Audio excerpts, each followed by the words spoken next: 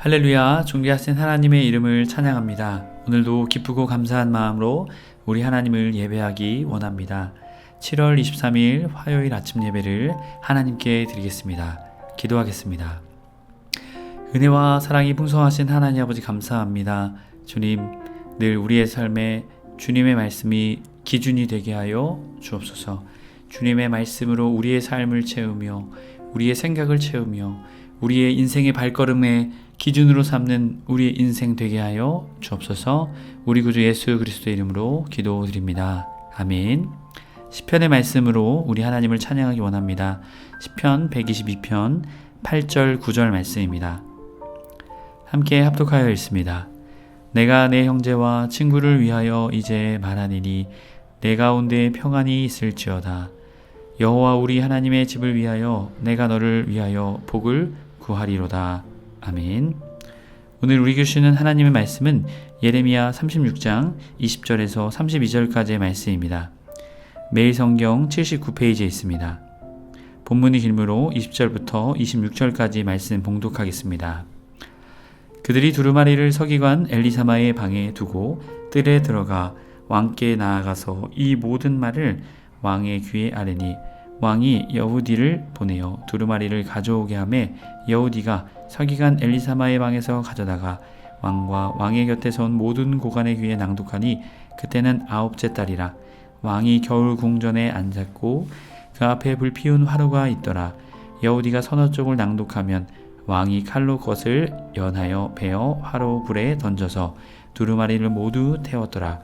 왕과 그의 신하들이 이 모든 말을 듣고도 두려워하거나 자기들의 옷을 찢지 아니하였고 엘라단과 들라야마와 그말랴와 왕께 두루마리를 불사르지 말도록 아뢰어도 왕이 듣지 아니하였으며 왕이 왕의 아들 여라무엘과 아리스엘의 아들 스라야의 압디에로의 아들 셀레마에게 명령하여 서기관 바룩과 선지자 예레미야를 잡으라 하였으나 여호와께서 그들을 숨기셨더라. 아멘. 할렐루야. 오늘 하루의 시작을 주님께 기도함으로 주님의 말씀을 들음으로 시작하는 해림의 모든 성도님들을 주님의 이름으로 축복합니다. 오늘은 다시 기록되다 라는 제목으로 말씀을 나누고자 합니다. 여호야김 왕, 그는 경노하여 하나님의 예언이 적힌 두루마리를 불태웁니다. 그리고 예레미야와 바룩을 체포하라 명령합니다. 하나님은 다윗 왕조의 패망을 예고하시며 이전보다 더 많은 말씀을 다시 기록하게 하셨습니다. 오늘 말씀 20절부터 26절까지 말씀은 말씀 두루마리를 태우는 여호야김을 우리에게 말해주고 있습니다. 20절 말씀을 보게 되면 그들이 두루마리를 서기관 엘리사마의 방에 두고 뜰에 들어가 왕께 아래에서 나아가서 이 모든 말을 왕의 귀에 아뢰니 라고 말하죠. 자, 두루마리를 왜 두었을까요? 왕의 반응이 어떨지를 모르기에 그 두루마리를 보호하고자 했다라는 것이죠. 그러자 왕은 어떻게 합니까? 여후디를 보냅니다. 두루마리를 가져오게 하매 여후디가 서기관 엘리사마의 방에 가져다가 왕과 왕의 곁에 모든 고관의 귀에 낭독하니. 자, 낭독자가 바뀌었죠. 바룩이 낭독해야 했는데 여후디가 낭독하게 됩니다. 결국 이 두루마리를 보존할 계획이 틀어지게 됩니다. 여후디가 낭독하는 이 모든 상황. 과연 그들의 반응은 어땠을까요? 22절 그때의 9달째 추운 겨울이다 라는 것이죠. 왕이 겨울궁에 앉았고 그 앞에 불피운 화로가 있더라. 온도가 추웠다라는 것을 말해줍니다. 여후디가 서너 쪽을 낭독하면 왕이 칼로 그것을 연하여 베어 화로불에 던져 두루마리를 모두 태웠더라. 자, 서너 쪽이다라는 말은요, 읽을 때마다 그것을 뜯었다라는 것이죠. 여기서 연하여 라는 표현은 찢어버리다 라는 것이죠. 그것을 찢어서 불에 태웠다라는 것입니다.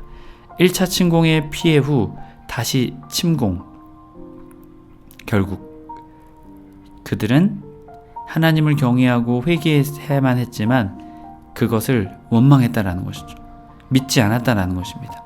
결국 24절 왕과 그의 신하들이 이 모든 말을 듣고도 두려워하거나 자기들의 옷을 찢지 아니하고 하나님을 경외하기도 하나님의 말씀을 두려워하지도 않았다는 것입니다. 하나님의 예언을 무시했다라는 것이죠. 결국 엘라단과 들라야와 그말랴와 왕께 두루마리를 불사르지 말도록 아뢰어도 왕이 듣지 아니하였으며. 자, 12절에 나왔던 서기관방에 있었던 자들이죠. 왕이 태우면 이 예언이 성취되지 않고 실효성이 없어진다. 아마도 그는 생각했을 것입니다. 하지만 하나님의 말씀은 태운다고 없어질까요? 없어지지 않죠. 26절 왕이 왕의 아들 여라무엘과 아스리엘과 아들 스라야와 압디엘의 아들 셀라마에게 명령하여 서기관 바룩과 선지자 예레미야를 잡으라 하였으나 여호와께서 그들을 숨기셨더라. 여기에 의해서 이 여호야김 왕은 이제는 두루마리뿐만이 아니라 바룩과 예레미야를 찾아 죽이려고 했습니다. 예언이 더 이상 민간에 퍼지지 못하도록 어찌 보면 이들은 무지한 인생을 살았던 것입니다. 이 여호야김 왕, 참 그의 아버지인 요시야와는 너무나 반대되는 모습을 보여주죠. 여러분, 그렇게 우리에게 중요한 것은 무엇일까요? 여러분, 혈통이 중요한 것이 아니다라는 것이죠. 믿음이 중요하다라는 것입니다. 믿음이 있느냐 없느냐, 그거에 따라서 이렇게 다른 것이죠. 저와 여러분의 삶에 늘 주님을 향한 믿음이 있기를 간절히 축복합니다. 누구는 주님의 말씀을 귀중히 여겼지만 여호야김은 주님의 말씀을 업신여겼습니다. 이어지는 27절부터 32절까지 말씀을 다시 기록합니다. 27절 왕이 두루마리와 바룩이 예레미야의 입을 통하여 기록된 말씀을 불사른 후에 여호와의 말씀이 예레미야에게 임하니라 하시니. 28절 너는 다시 다른 두루마리를 가지고 유다의 여호야김 왕이 불사른 첫 두루마리의 모든 말을 기록하고. 하나님에 대한 전면 도전이었죠. 이것에 대해 하나님 어떻게 하십니까? 다시, 그대로가 아니라 다시 더 많이 기록하라 말씀하시죠.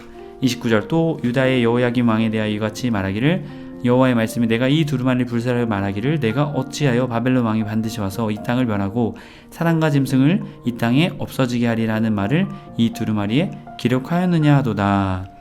자, 30절 그러므로 여호와께서 유다의 왕 여호야김에 대하여 이같이 말씀하시니라. 그에게 다윗의 왕이 앉을 자가 없게 될 것이요 그의 시체는 버림을 당하여 낮에는 더위 밤에는 추위를 당하리라.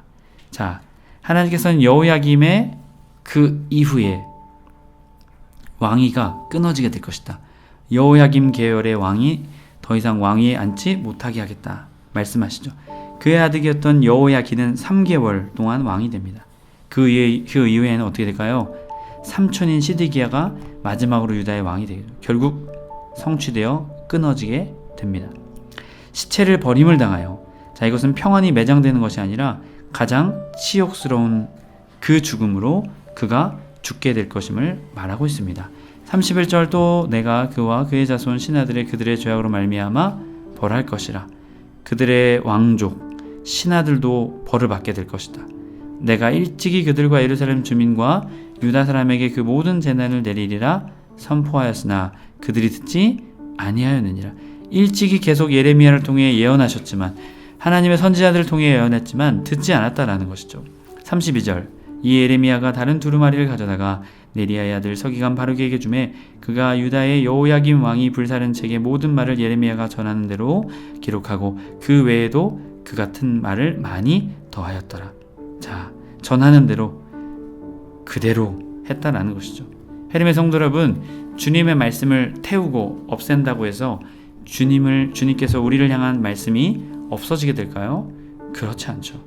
하나님의 뜻은 두루마리를 지운다고 해서, 그것을 부정한다고 해서 없어지는 것이 아닙니다. 하나님의 말씀은 반드시 이루어집니다. 왜냐하면 주님은 살아계시고 주님은 지금까지 역사를 통해 약속하신 것을 이루시고 지키시는 분이시기 때문입니다. 여러분, 그렇기에 오늘도 우리도 주님의 약속을 믿고 주님의 말씀대로 살아가는 우리의 삶이 되어야 될 줄 믿습니다. 주님의 말씀을 모른 척하고 순종하지 않는다고 해서 없어지는 것이 아닙니다. 우리를 향한 주님의 약속은 항상 오늘도 우리를 향하고 있습니다. 그렇게 저와 여러분이 회개하며 마음을 돌이키며 항상 주님의 말씀대로 살아가는 저와 여러분의 삶이 되길 주님의 이름으로 간절히 축복합니다. 아멘. 기도하겠습니다. 은혜와 사랑이 풍성하신 하나님 아버지 감사합니다. 주님의 말씀은 없앤다고 해서, 믿지 않는다고 해서 없어지는 것이 아닙니다. 주님의 말씀은 영원합니다. 신실하십니다. 그 말씀하신 것을 반드시 지키시고 이루십니다. 그렇기에 우리가 해야 될 것은 무엇이겠습니까? 주님의 말씀대로 살아가는 것인 줄 믿습니다. 주님의 말씀대로 순종하는 것인 줄 믿습니다. 우리 모두가 그 말씀의 삶, 순종의 삶 살 수 있도록 우리를 인도하여 주옵소서. 우리 구주 예수 그리스도의 이름으로 기도드립니다. 아멘. 주기도문으로 마치고 자유롭게 기도하겠습니다. 하늘에 계신 우리 아버지여, 이름이 거룩히 여김을 받으시오며 나라 임하옵시며 뜻이 하늘에서 이룬 것 같이 땅에서도 이루어지이다. 오늘날 우리에게 일용할 양식을 주옵시고 우리가 우리에게 죄 지은 자를 사하여 준 것 같이 우리의 죄를 사하여 주옵시고 우리를 시험에 들게 하지 마옵시고 다만 악에서 구하옵소서. 나라와 권세와 영광이 아버지께 영원히 있사옵나이다. 아멘.